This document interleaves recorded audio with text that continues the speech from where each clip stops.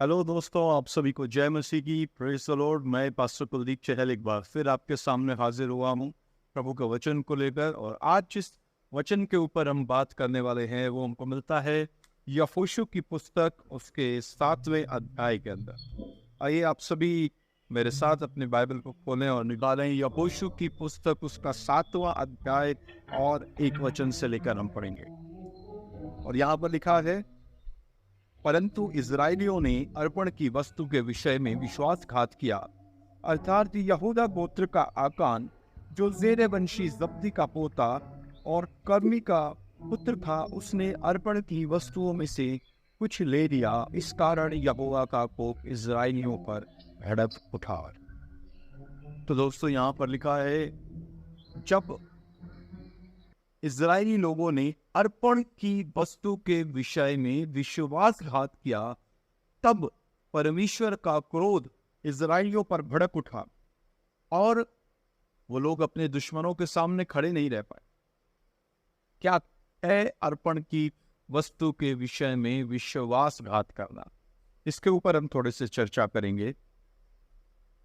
जब हम इसके आगे की आयतों को पढ़ते हैं तो हमें एक बात पता चलती है कि लोग यहोशू के पास आकर कहते हैं, जो जासूस जिन्हें यहोशू ने उस जगह का भेद लेने के लिए भेजा था, वो जासूस उस देश को देखकर, उस देश को पूरी तरह उसका सर्वे करके यहोशू के पास वापस आते हैं। और यहोशू के पास वापस आकर कहते हैं, लोगों को परेशान मत कर यहोशू, बहुत ज्यादा लोगों को उधर जाने की जरूरत नहीं है, बहुत ज्यादा लोग उधर युद्ध में लड़ने के लिए भाग लेने की जरूरत नहीं है। क्यों? क्योंकि थोड़े ही लोग उसको जीत सकते हैं। लेकिन फिर भी यहोशू ने लगभग 3000 लोगों को उधर भेजा, लेकिन वो सब लोग हार कर वापस आए। इस्राएली लोग युद्ध में हार गए।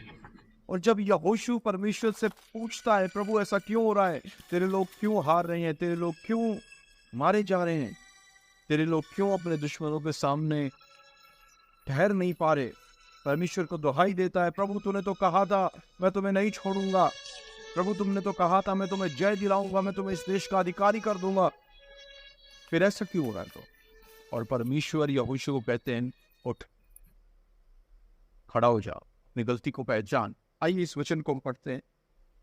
यह हमें मिलता है यहोशू उसका 7वां अध्याय के अंदर उसकी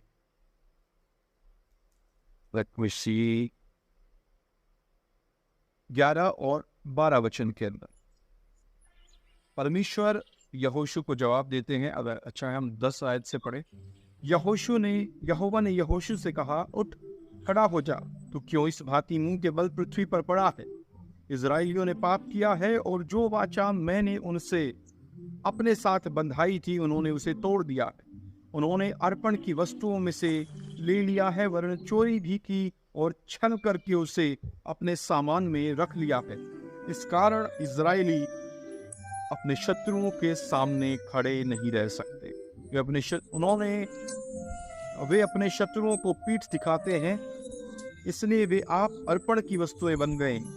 यदि तुम अपने मध्य से अर्पण की वस्तु का सत्यानाश ना कर डालोगे तो मैं आगे को तुम्हारे संग नहीं रहूंगा।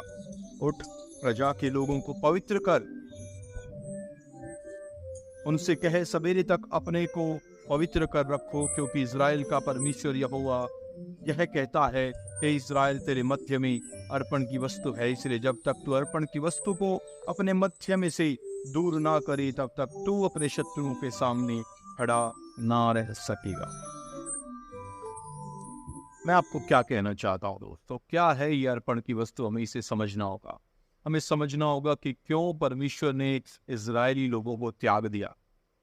अर्पण की वस्तु वो है जो परमेश्वर के लिए नाश होने के लिए अर्पित की गई।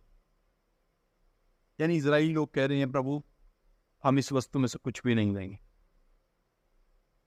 ये चीजें पहले दूसरी चीजों के लिए, दूसरे अन्य जाति आराधना के लिए, अन्य जाति लोगों की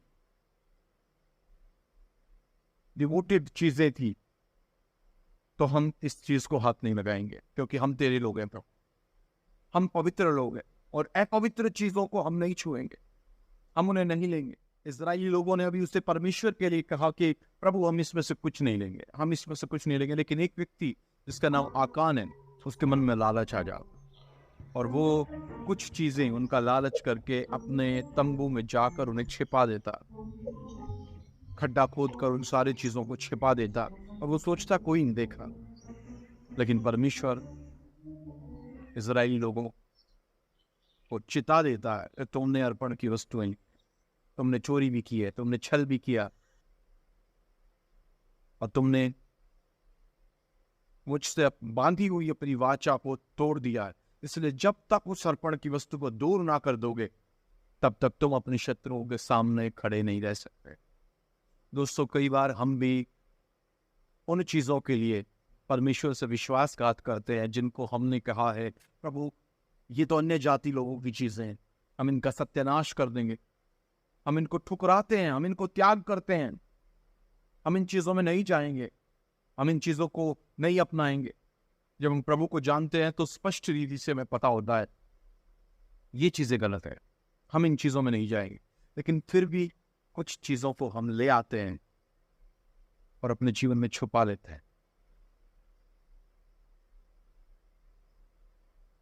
परमेश्वर ने यहां 2 शब्दों का इस्तेमाल किया, चोरी और छल। कई बार हम परमेश्वर के साथ चोरी करते हैं। जो चीजें परमेश्वर की हैं, हमने कह दिया है कि ये परमेश्वर की हैं, हम उन चीजों को अपने लिए लेते, ये है चोरी। बहुत सारे लोग दशवांश की चोरी करते हैं। बाइबल बता देती है दशवांश परमेश्वर का है, लेकिन फिर भी लोग कहते नहीं नहीं नहीं नहीं, चुपचाप वो सोचते किसी को नहीं पता, अपने लिए उसे ले लेते हैं, अपने परिवार के लिए उसे ले लेते हैं, उससे अपने लिए सामान लेकर आते हैं, उससे अपने लिए खरीदते हैं। वो चोरी है।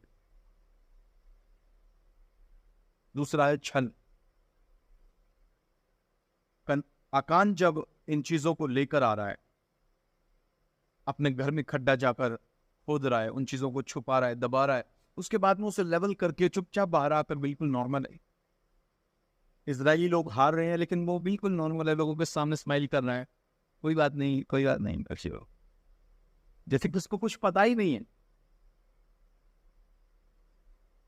बहुत सारी बार हम ऐसा एक जीवन जीते हैं, हमारे जीवन में छुपे हुए पाप के कारण हमारे भीतर हमने कुछ छुपा के रखा है, अपने अंदर हमने कुछ दबा के रखा है, कुछ ऐसा जिसके बारे में हमें पता है ये गलत है, कुछ ऐसी बातें, कुछ छुपा हुआ पाप। हो सकता है वो पोर्नोग्राफी हो सकता है कोई गलत रिश्ता, आप किसी के साथ गलत रिश्ते में सीक्रेटली कोई किसी के साथ सीक्रेटली चैट करते हैं, कुछ इमोरल रिलेशनशिप में हैं, पास या दूर किसी के साथ एक गलत रिश्ते में है। एक विश्वासी होने के नाते आपको पता है आपको नहीं करना चाहिए, लेकिन फिर भी आप एक गलत संबंध में, एक गलत रिश्ते में, किसी गलत आदत में, किसी गलत नशे की लत में, कुछ ऑनलाइन कुछ बुरा देखने में, कुछ वीडियो चैट्स में, या किसी भी तरह की ऐसी बात में जो आपको पता है नहीं करनी चाहिए, लेकिन आपने अपने जीवन में उसे छुपा कर रखा, यह छल कर। दोस्तों, आज इन दोनों बातों को अपने जीवन से दूर करें। इसलिए इजरायली लोग अपने जीवन में हार गए और परमेश्वर ने उन लोगों को कह दिया जब तक इजरायली लोग अपने अपने जीवन से, अपने मध्य से अर्पण की वस्तु को दूर ना करेंगे, तब तक वो खुद अर्पण की वस्तु बन गए हैं। इसका मतलब परमेश्वर कह रहे हैं उन्होंने उस चीज को जो सत्यानाश होने के लिए ठहराई गई थी, जब उन्होंने अपना लिया तो वो खुद सत्यानाश होने की वस्तु बन गए हैं और उनका नाश हो रहा है। अगर आपने कुछ श्रापित चीजों को अपने जीवन में जगा दे दी है, आप खुद श्रापित हो गए। अगर आपने कुछ ऐसी चीजों को जिनसे परमेश्वर नफरत करता है, जिनसे परमेश्वर घृणा करता है, अपने जीवन में जगा दे दी है, आप खुद श्रापित हो गए। इसलिए आइए इन दोनों आदतों को आज हम छोड़ दें। परमेश्वर के साथ चोरी करना, परमेश्वर के साथ छल कर। जैसे यहोशू को पता चला कि वो व्यक्ति कौन है जिसने ऐसा किया, उसे पत्थर आप करके मार दिया गया। से इजरायली की लोगों की मंडली के बीच में से खत्म कर दिया गया।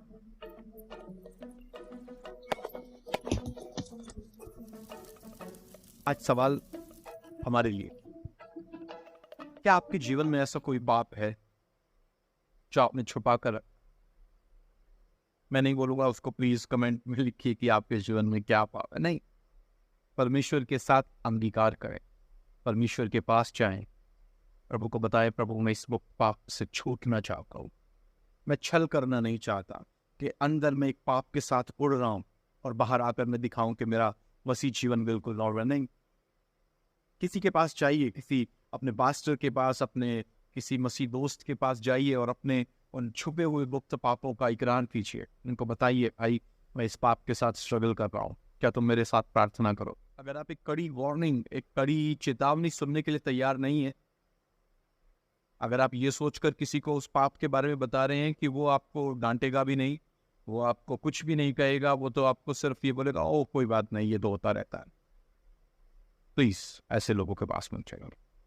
किसी ऐसे प्रभु के दास, किसी ऐसे प्रभु के जन के पास जाए जो आपकी बातों को कॉन्फिडेंशियल तो रखे लेकिन आपको प्रभु के वचन से डांटे, जो आपको कहे, जो आपको आईना दिखाए आपने गलत किया। प्रभु से चोरी करना बंद करें, जो भी प्रभु का है प्रभु को देना शुरू करेंगे। आपने अगर प्रभु के साथ कोई वायदा किया, कोई फाइनेंशियल कमिटमेंट किया, उसे पूरा करें। प्रभु आप सबको आशीष दे। सब कुछ है मसीह।